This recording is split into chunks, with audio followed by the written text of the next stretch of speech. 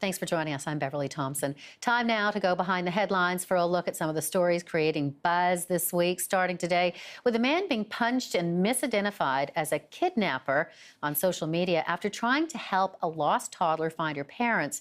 For more on this and other stories, let's bring in our panel. From Toronto, we're joined right here by film critic Richard Krause, comedian and social media star Stuart Reynolds, and parent blogger and writer Samantha Kemp-Jackson. Good to have you all on the show. Thanks for having me. So this is a really kind of disturbing story. On the surface, it sounds like the toddler was lost. He was trying to help and misidentified as actually trying to steal the child.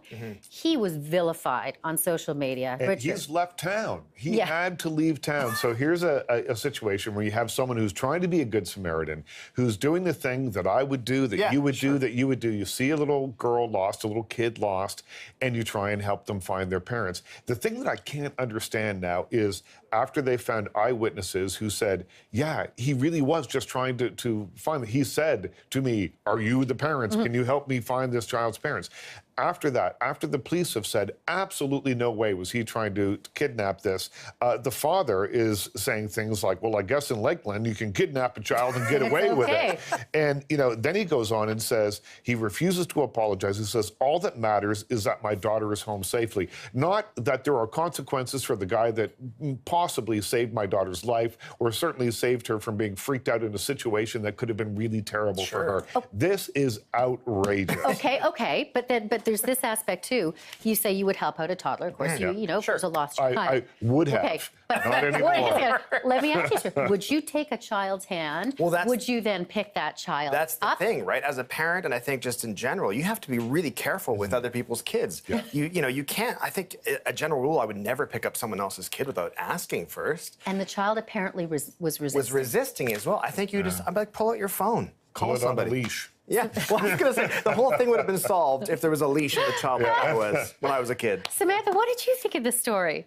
Well, I have to say that I was really appalled about because, you know, we all have kids and you want to feel like there's people out there who will help your children. And this nice man was trying to help this kid and he was vilified. At the same time, I completely understand that you have a little child that young. She's not going to want to take your hand. I think he would have been smart to maybe stand there with her, and then call the police while standing there. Taking her hand and trying to pick her up takes it to a different level. But I do also feel that the guy was vilified and social media shamed, and now he can't even show his face because he was trying to do the right thing. Yeah, because people were in the crowd and saw this happen, and then I think I can't even remember if we mentioned, but when the father, you know, laid into it, so people assumed it was a kidnapping, took the picture, the video, and posted it on. And now his face is all over online, and suggesting that he's a pedophile. That and so it is interesting though that in all the reporting of this that's around, they're not using the man's name or the images, so they're not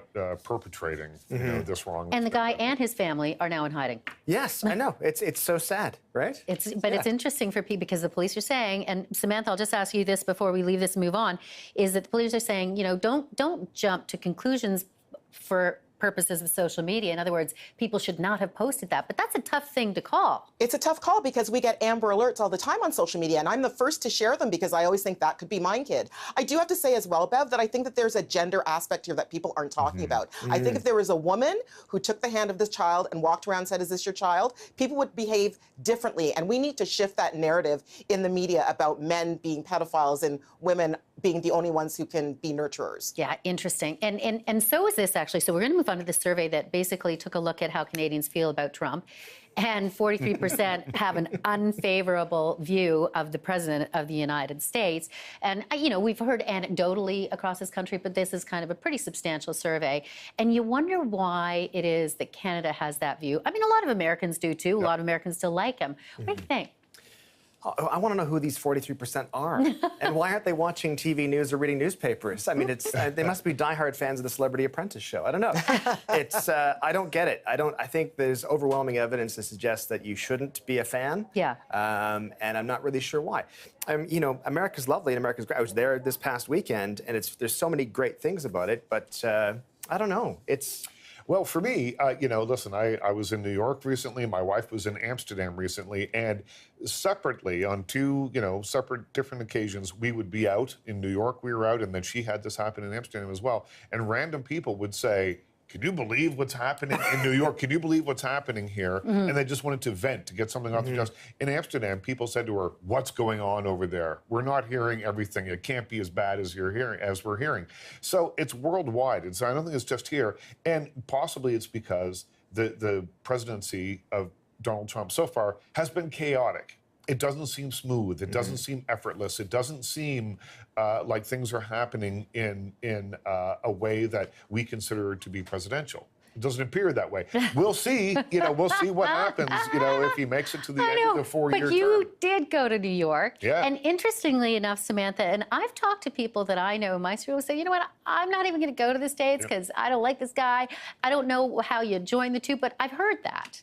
Yeah, I actually don't have any desire to go to the States while he's in power. I have to be completely honest. And that is really completely pragmatic because I'm a person of color, my children are people of color, and I don't want to encounter an event that might be negative as a result of policies under his administration. I feel horrible about it. I love Americans. I have American family and friends and have been a longtime visitor there. But while he's in power, I won't be going there.